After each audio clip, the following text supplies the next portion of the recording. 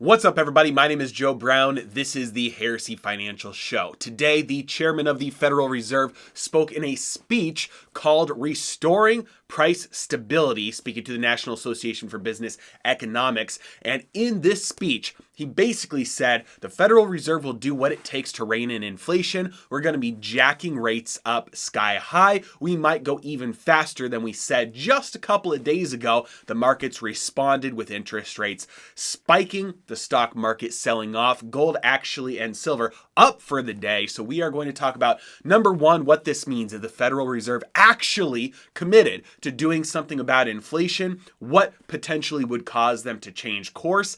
And what we might expect along the way. Ready? Let's dive in.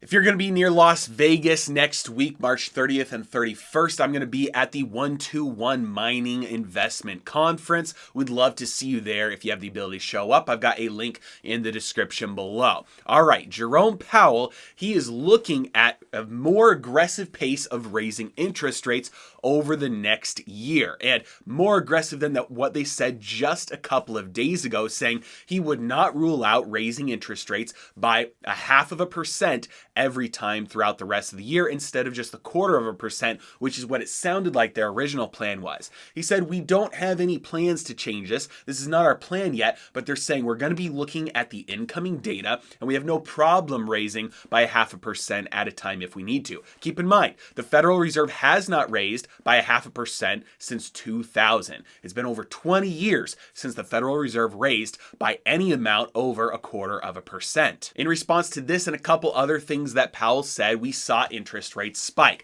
The 2-year absolutely rallied. The 2-year yield here looks like it's trading like a penny stock. It looks like oil recently. We saw the 10 and the 20 and 30 all go up. Bond yields are going up in anticipation of the Federal Reserve raising the Fed funds rate. So the first thing that's going on here is jawboning. The Federal Reserve is trying to engage in monetary policy via words and expectations rather than action. That's the first thing.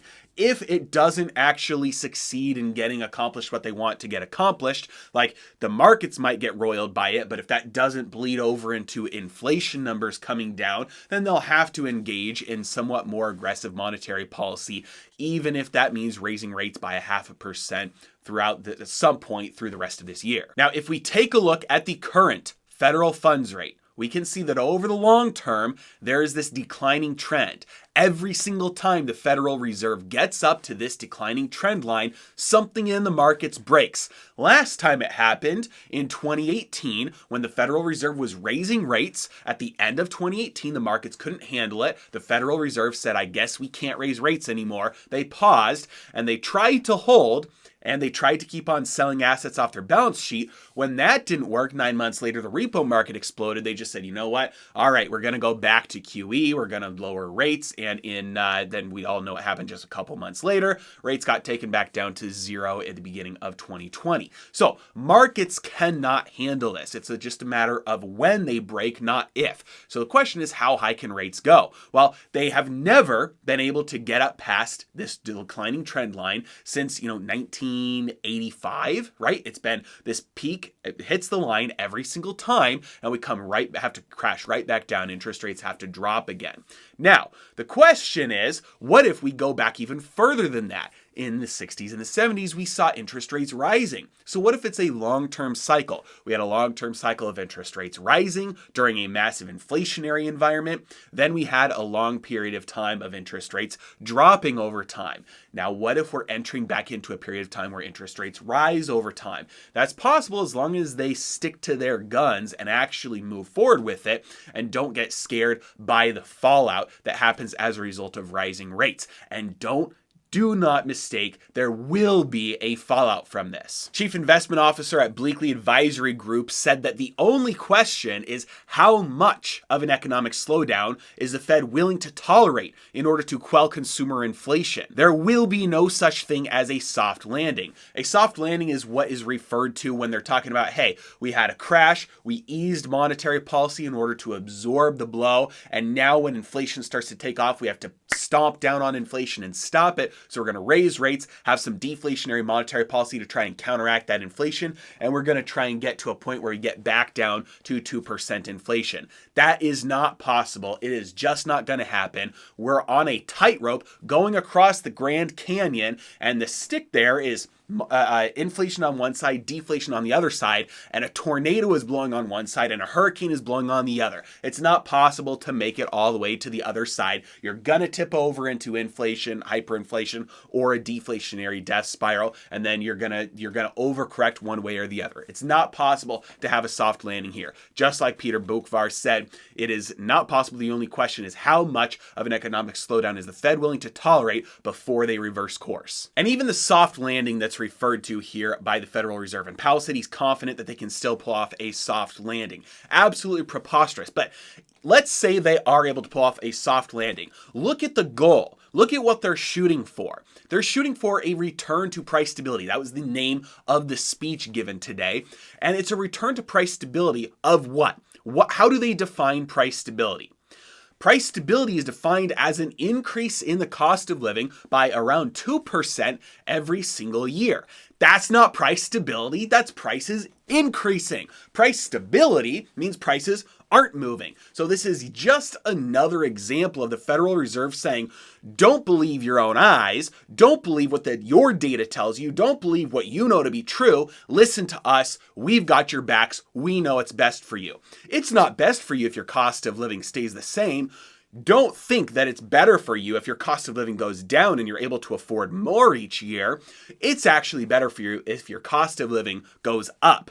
And even central bankers, like I believe it was Christine Lagarde a couple years ago, said, yes, your savings are being eroded, the purchasing power of your savings, but at least you have jobs. And so they're saying we're intentionally sacrificing the value of your savings in order to make sure that you're a slave, in order to make sure that you have a job, that you're an employee, that you are cattle. And that's how the ivory tower elites, the economic planners, think of people. If you look at, who was it? I believe it was Omarova. Omarova has been in the news lately for a bunch of things. She was nominated for the Office of the Comptroller of the Currency by Biden. She wrote a big paper that was just published on central bank digital currencies. And she basically, in talking about how to engage in financial repression in order to make sure that the wealth transfer is able to happen from the individuals to the state in order to offload government debt onto the people through inflation, you have to clamp down on financial repression, make sure that investors and individuals don't have a way to get their wealth outside the system. She said you have to corral the investors as if we're all cattle. That's how these people think of individuals, not as individuals, but as just cogs in a machine to accomplish an overall economic goal. That is how it's just pieces of data on a paper. Absolutely monstrous. And in the final example that we're going to look at today, just another piece, another straw on the back here of looking at people this way and telling you that your eyes are wrong, what you're seeing is wrong, don't believe your own eyes, we've got your back. They're saying don't look at the 2 and the 10-year yield curve, because everybody looks at the 2 and the 10 and they say if the 2-year yield gets above the 10-year yield, the yield on the 10-year treasury, that is a sign of an incoming recession. And that's been true for decades. The inverted yield curve, which is the 2-year yield being higher than the 10-year yield, has predicted, I believe it's 11 out of the last 9 recessions or 10 out of the last 8 recessions. So every time that signal has happened, let's say those 10 of them in the last couple of decades, 8 of those times it has been followed by a recession. So it's not a perfect indication of a recession coming, but it's pretty accurate. And every time a recession has happened, it has been preceded by an inversion of the yield curve, the 2 and the 10. Now, another recession warning is oil that I talked about in another video. Every time oil has gone up by 50%, it has led to a recession. Now, this one's kind of the opposite. Not every recession has been preceded by a spike in oil prices of 50% or more, but every time oil has spiked by 50% or more, we've had a recession afterwards. The oil already did that, spiked by 50%, and now we're seeing the yield curve closest to inverting. It's extremely flat. Parts of the yield curve are already inverted. The 20 is already over the 30, but the 2 and the 10 are virtually identical right now. They're so close. They're almost going to invert. And in this speech, Powell said, don't pay attention to the 2 and the 10. That's not a good indication of whether a recession is coming or not. We should really look, I don't even know what he said. Let me look at what he said. He said instead, look at the 3 and 18-month spread, because that one looks fantastic right now. And basically all he's doing is saying, hey, we are able to compile all this data and look at how historically what has happened given all this data, looking at big data, but it's past. And they're looking at this and they're saying, hey, the 2 and the 10 is flashing this recession warning almost, not yet, but it's almost getting close to flashing this recession warning. But this other indicator has just as good of a track record recently, and it's not flashing a recession warning. So we're going to focus on that and just tell you, don't pay attention to the stuff you've been paying attention to.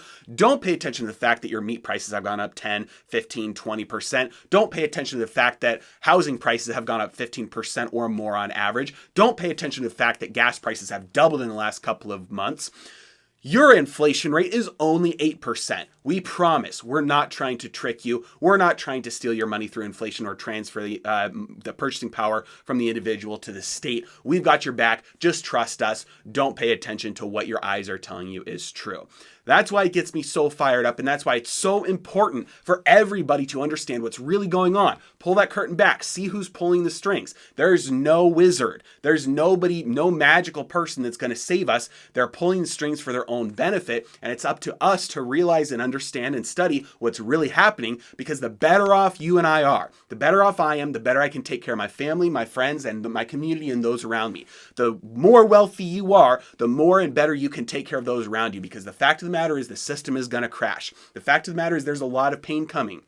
You cannot print your way out of a recession, print your way out of a crash. You cannot print new wealth. All you're doing is changing how the wealth is measured. When you leverage up, you end up deleveraging inevitably at some point. And so it is a matter of time. It's not a question of if, it's a question of when. And the better off you are, the better off you'll be able to take care of those around you. And the more people that are wealthier and better off through this, the better everybody will be, because there will be some people who made the right decisions, the smart decisions, and have the wealth to be able to help those around them and then rebuild on the other side. So it is a moral obligation to understand how this works so that you can become as wealthy as possible right now and preserve your wealth through the crash so that you can help as many people on the other side as possible. It is a matter of responsibility and taking care of your community, not a matter of exploiting, not a matter of transferring wealth to yourself for selfishness. It's a matter of responsibility to take care of those that we are entrusted to take care of. As always, I really appreciate you guys. Thank you so much for watching. Have a great day.